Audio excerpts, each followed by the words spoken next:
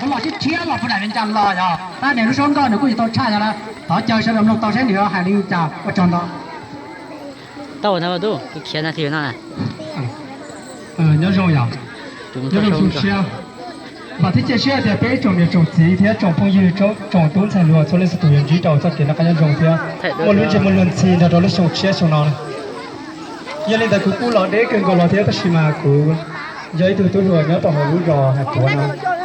cú trong xía thì tao là còn nè chẳng lẽ tao là còn nè cho lên cho tụi nhớ tao lấy trồng xía trồng nó giờ chúng nó phải cầu cha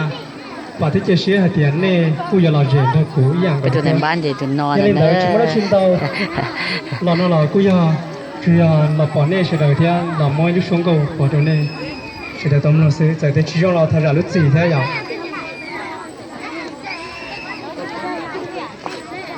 giờ linh đại lúc xuống con nó mỗi lúc bé thì ư cho cái lúc phò trong tụi mồ này mấy giờ giờ là mấy giờ giờ là mấy giờ ta mấy giờ ra là à bây giờ con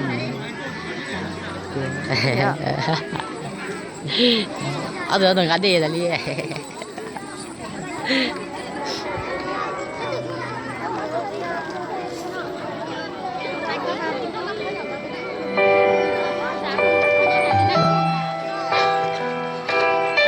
thấy nó sắp một tên sao vậy?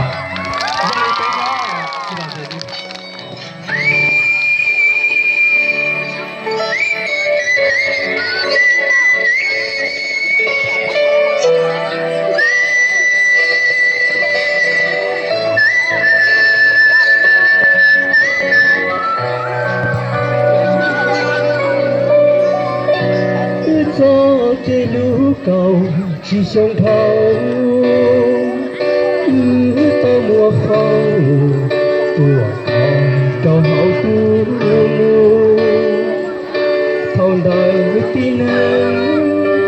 mua trong đầu chia bùa tu thì chỉ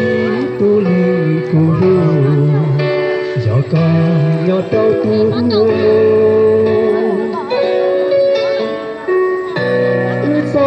chỉ lúc cầu trâu tu mua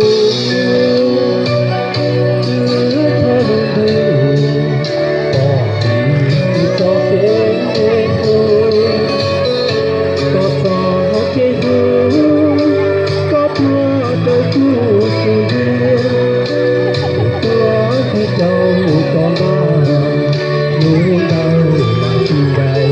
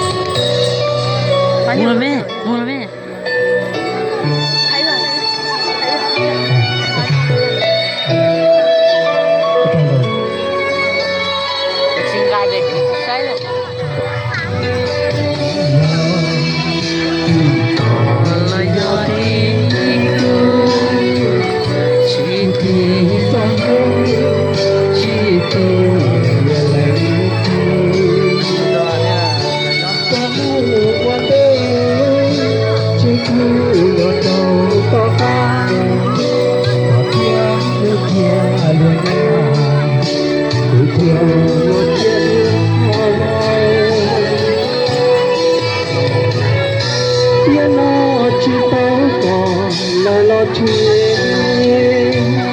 chúa hãy dòng xin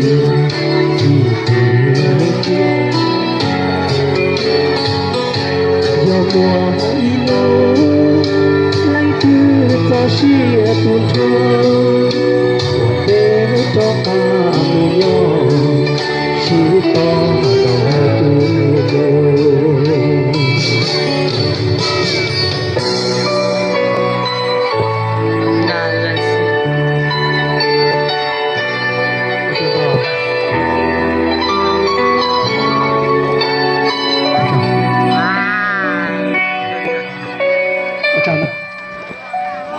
thọ trông đau ya,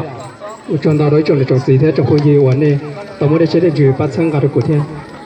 cho nên là thọ phụng là lúc trông cả lúc trông chỉ là nên cho lên sự tu chuẩn chỉ đầu cho cái nó cái nhau dùng, trông. Thọ trông cho nên cho chỉ bắt tiền tao giải tụi nó thế ya, cho tiền này thì không đau là kia, trông đau rồi, tao đây nào ya.